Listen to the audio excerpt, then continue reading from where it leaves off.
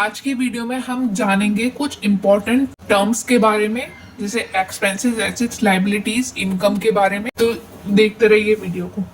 Last की video में हमने meaning and scope of accounting पढ़ा था। आज की वीडियो में हम इंट्रोडक्शन देखेंगे अकाउंटिंग का। इसमें हम बस थोड़ी सी थ्योरी पढ़ेंगे आज की वीडियो में। डबल एंट्री सिस्टम एक साइंटिफिक मेथड है अकाउंटिंग का। इसके अकॉर्डिंग ट्रांजैक्शन के 2 इफेक्ट्स होते हैं, यानी डबल एंट्री सिस्टम में जो अकाउंटिंग करते हैं हम, उस एक ट्रांजैक्शन के 2 इफेक्ट होते हैं। वो 2 इफेक्ट क्या होते हैं? एक तो डेबिट होता है और एक क्रेडिट होता है।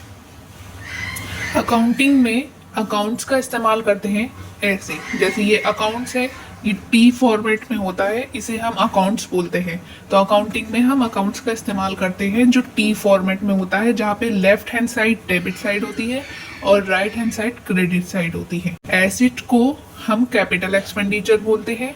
एसेट वो है जहाँ पे एक्सपेंडिचर पास्ट में हुआ हो, खर्चा पास्ट में हुआ हो, लेकिन जो उसका बेनिफिट है वो लंबे समय तक चलेगा। जैसे कि फॉर एग्जांपल लैंड हो गई हमारी, हम वन टाइम इन्वेस्टमेंट करते हैं लेकिन उसका बेनिफिट हम सालों साल तक चलाते हैं। बिल्डिंग हो गई, डेटर हो गए, मशीनरी हो गई, ये सारी एसेट्स की एग्जांपल्स हैं। फिर एक्सपेंसेस जो होते हैं वो रिवेन्यू होते हैं। रिवेन्यू मतलब वो रिकरिंग होते हैं, वो बार बार होने वाले खर्चे होते हैं। एसेट डेबिट बैलेंस शो करता है। In the first year there will be no opening balance when asset is increases. इसका क्या मतलब है कि पहले साल जब नया नया बिजनेस होगा तो जाहिर सी बात है उसमें ओपनिंग बैलेंस थोड़ी ना होगा, तो फर्स्ट ईयर में कोई ओपनिंग बैलेंस नहीं होता। लेकिन जब सेकंड ईयर में हम जाएंगे तो वहां ओपनिंग बैलेंस होते हैं।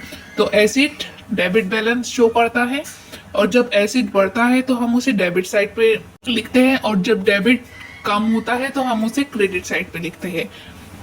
तो ये सब यही लिखा हुआ था। और ये लायबिलिटीज का है। लायबिलिटीज क्रेडिट बैलेंस शो करता है और इसका ओपनिंग बैलेंस क्रेडिट साइड में लिखा जाता है, और जब ये बढ़ता है तो वो भी क्रेडिट बैलेंस होता है उसका, और जब घटता है यानी डिक्रीज होता है तो उसका बैलेंस डेबिट होता है। अब ये एक्सपेंसेस के बारे में लिखा हुआ है। एक्सपेंसेस का डेबिट बैलेंस होता है। एक्सपेंसेस का कोई भी ओपनिंग और क्लोजिंग बैलेंस नहीं होता। एक्सपेंसेस का ओपनिंग और क्लोजिंग बैलेंस क्यों नहीं होता? क्योंकि वो प्रॉफिट एंड लॉस में ट्रांसफर हो जाते हैं। हमारे जो एक्सपेंसेस होते हैं और वो वही एक साल के वही खत्म हो जाते हैं। फिर इनकम का क्रेडिट बैलेंस होता है। इनकम कभी कोई ओपनिंग और क्लोजिंग बैलेंस नहीं होता। तो हमने 4 टाइप्स के अकाउंट्स पढ़ लिए: assets, liabilities, expenses, income. Asset का बैलेंस डेबिट होता है, लायबिलिटीज का क्रेडिट होता है, एक्सपेंसेस का डेबिट होता है और इनकम का क्रेडिट होता है। अब ये कुछ प्रॉफिट एंड लॉस और बैलेंस शीट के बारे में है। प्रॉफिट एंड लॉस और बैलेंस शीट दोनों ही फाइनेंशियल स्टेटमेंट है। प्रॉफिट एंड लॉस बिजनेस की परफॉर्मेंस शो करता है और balance sheet financial position show करता है। प्रॉफिट एंड लॉस दिखता कैसा है? वो टी फॉर्मेट में ही होता है, यानी अकाउंट होता है प्रॉफिट एंड लॉस, और जिसके डेबिट साइड सारे खर्चे और प्रॉफिट शो होते हैं और क्रेडिट साइड सारी इनकम और लॉस शो होती है। और बैलेंस शीट भी टी फॉर्मेट में दिखता है, लेकिन इसकी कोई डेबिट और क्रेडिट साइड नहीं होती, लेकिन इसमें लायबिलिटी साइड और एसेट साइड होती है।